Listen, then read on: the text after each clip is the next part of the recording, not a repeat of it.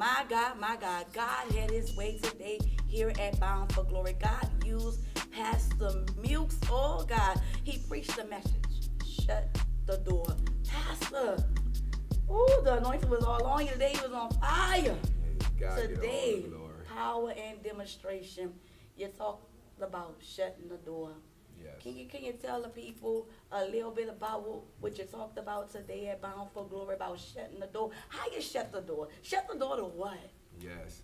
That's what the Bible talks about in Genesis, where how the enemy, the serpent, the snake, Satan himself is crouching at your door, looking for opportunity to get in. So what it is that, we got the opportunity to either let them in or close the door. So I was telling the people, you must shut the door. Hear what God did for Adam and Eve. He placed them in the garden, and he told them to tend to the garden, take care of the garden. Everything in here I'm giving to you except for this one thing. All right, so here comes now an enemy, and comes in there and talks them out of their blessings, talks them out of their blessed place, which is this garden. And what's happening in the body of Christ right now is God is connecting folks to anointing. Not to buildings, but to anointing. Absolutely. And like the prophet said, he said, you got to see me when I'm gone, you can get what I have, right? When Elijah talked about that with Elijah. So God is trying to give people a double portion of what's on the people that he put his spirit upon. Yes, sir. But the enemy knows that if they can get a double portion of that, hell is in trouble. Yeah. Because at the same time, if we're doing damage and you get the double portion of what's on our life, how much more damage are we going to do to the kingdom of hell? My God. So he sends, here comes the serpent that comes into the garden, into their blessed place, into their ministry life. Comes into their ministry and try to talk them out of that place. Yeah. Whether it's a family member, Yeah. whether it's a friend, whether it's a cousin. And the conversation is so smooth. Yeah. It sounds like, oh yeah, they got their back. It sounds like they're telling the truth. And the Bible says we don't fight against flesh and blood, so they don't realize it's not even their sister or their brother or a friend, cousin My talking. God. It's a spirit that has jumped on Come top on, of that Pastor. individual because it has to use people that are open. And most of the time it use people that it already got. I like to say got people. Got people. Jesus. Yes. Got people, got people. Got people, got people. Man. Yeah, like sheep beget sheep, got people, got people. And then something you said in the word, you said you let people talk you out of a garden. They don't even have a garden. Don't even have a garden. The snake ain't even have a garden. He didn't even have a garden. But what he was looking for was a garden.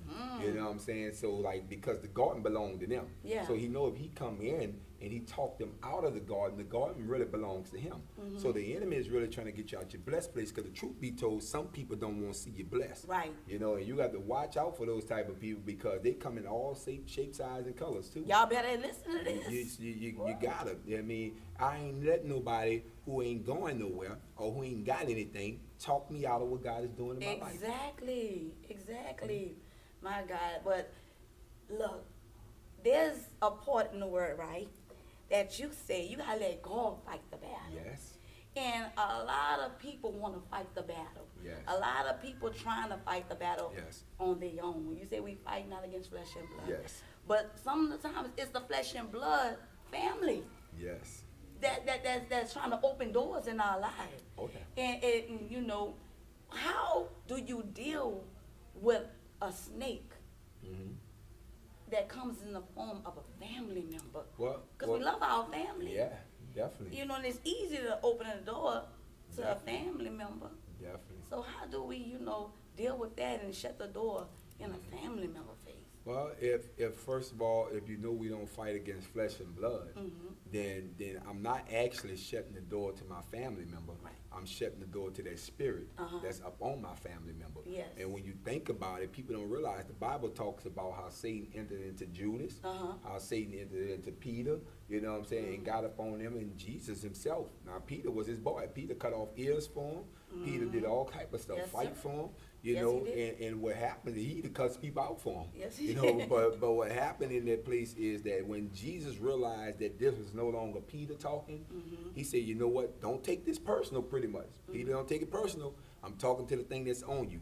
And what we need to stop doing is stop taking up for spirits. Stop taking up for people that's trying to hurt you. You know what I'm saying? This is not even your war. You know what I'm saying? So My when God. we are trying to get you help or trying to correct you, we're not talking to you directly. We talking to the thing that has jumped on you. Yeah, yeah. And then you say, touch not my anointing. Touch not.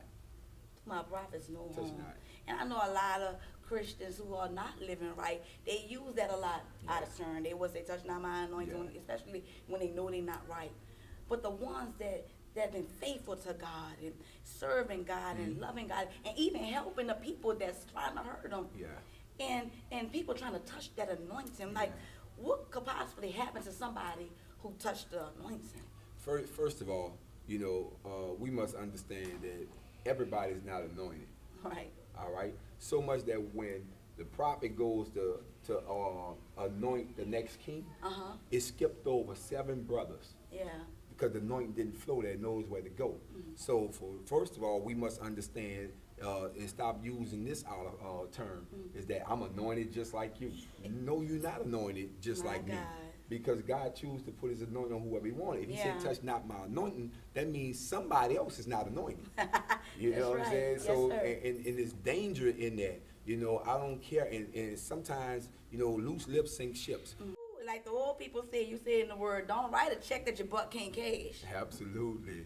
Absolutely. You know, some people, they talk big, but you know what I'm saying, really small. And they say they forging around here. Yeah, it's forgery. It's like falsification information. Uh-huh, You know false what I'm saying? information. Yeah, false information to get you locked up. You know what I'm saying? It's like, you know, you're writing a check that don't even belong to you. You lying. You're lying. You're Lying on people. Lying on people. Lying saying on the stuff you don't anointing. even know nothing about. Come on. Yeah. You don't know. God gonna deal with that type of stuff. God gonna deal with it. But look, we want to give it all away. They need to Yes. check the message out. Shut the door. Close the door. Thank you for tuning into the Glory Spot. I'm Lady T. I'm Pastor Mukes, and we are bound For glory.